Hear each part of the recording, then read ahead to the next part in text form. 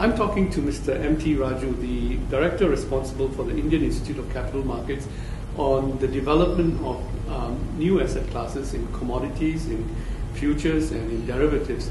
His experience in the success and failures of the players in India, and his extrapolation of what the global multi-asset class exchanges or trading platforms or trading venues should look like. Thank you very much for speaking to us on this topic. Give us a sense of the development of derivatives and futures in the Indian marketplace today. The financial derivatives introduced almost a decade back, that is futures and options. To start with, the single stock futures were very, you can say, successful in India in terms of volumes traded, relative volumes traded. But over a period of time, with the emergence of institutional investors, now options, mainly index options and index futures, have become dominant products. We also have very robust, long-standing commodity derivatives markets. Maybe some of the derivatives markets more than a century old. But the old commodity exchanges, they were single product commodity exchanges. Then later on, Government of India changed the regulations and introduced multi-commodity exchanges. As a result of that, we have MCX, that is multi-commodity exchange, NCDX, NMCE. These are new generation commodity exchanges. Then we have Forex trading exchanges. Now these are the 3 or 4 different asset classes within the derivatives. One is equity-based derivatives, commodity-based derivatives, interest rate-based derivatives, and Forex-based derivatives. Now among all these things, the equity-based derivatives are very popular, very liquid, markets are very deep, and highly transparent also. Now commodity derivatives comes in a separate regulatory framework and a separate ministry. But there also we have old generation 16, 17 exchanges, new generation 3 or 4 exchanges. But prominence wise and also visibility wise, these new generation exchanges are more visible. And the volume traded also is very high on these exchanges.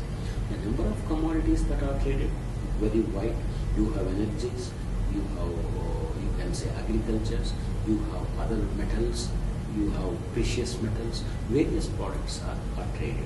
So that way they are serving economic purpose in that particular space.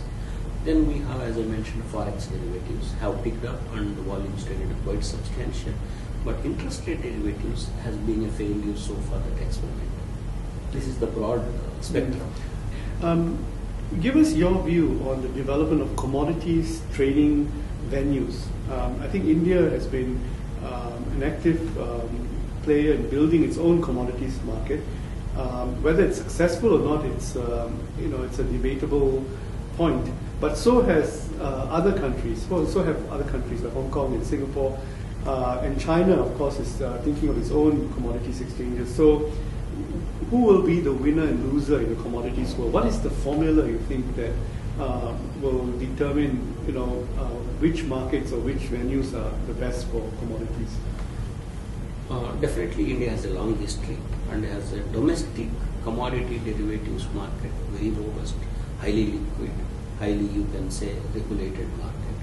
But when you come to international comparison, our markets may not be comparable to other markets. The reason is, in our commodity markets, foreigners cannot invest, and we don't allow others to come and invest in our markets. So our people also, if they want to hedge, our manufacturing companies, they can hedge on an LIFI or they can hedge outside.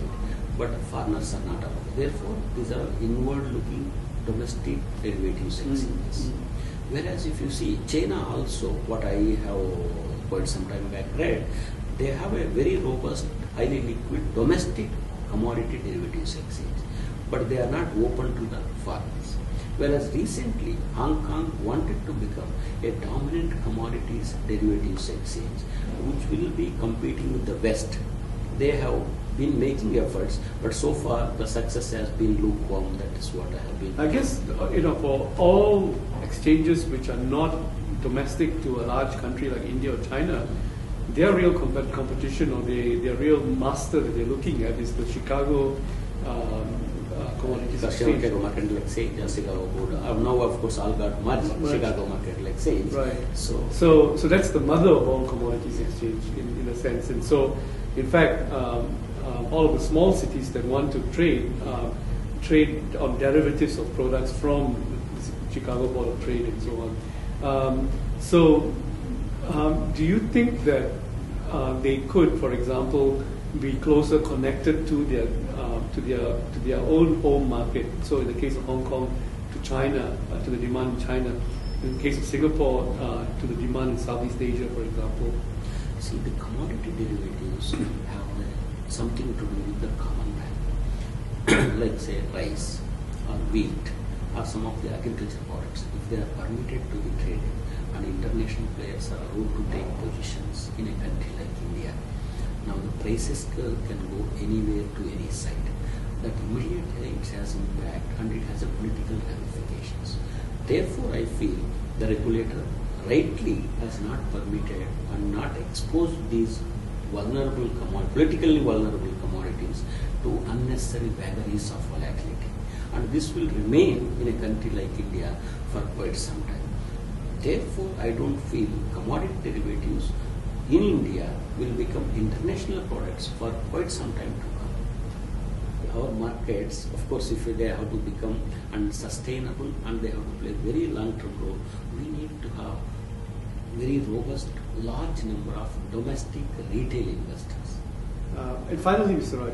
Raju, what do you think is the long-term sustainable model for the Indian trading environment?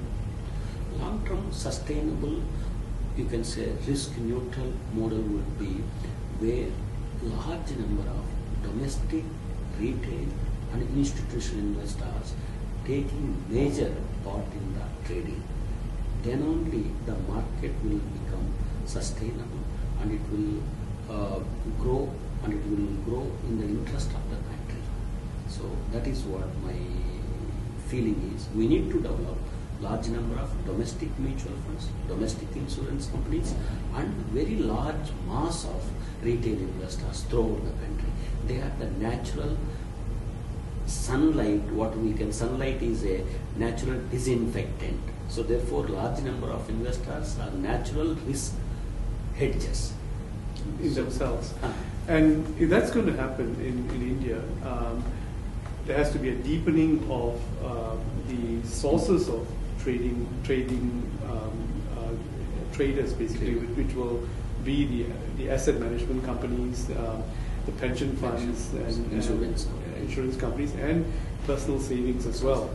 And in that regard, I guess your work is cut out for you, because educating the domestic CFOs to make the trading environment work in their favor is an important component. And what are you doing on that front?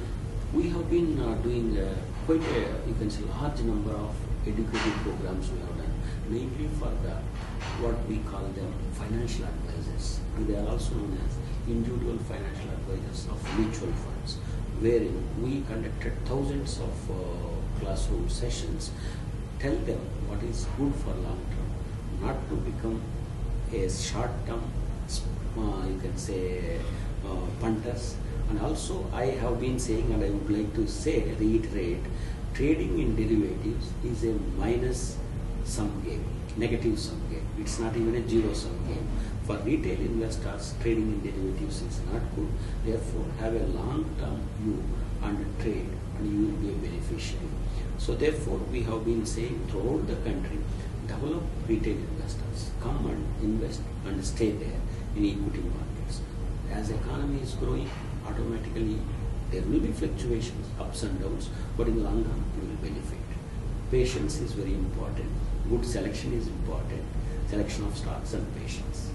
Thank you very much, Mr. Raju. Thank you.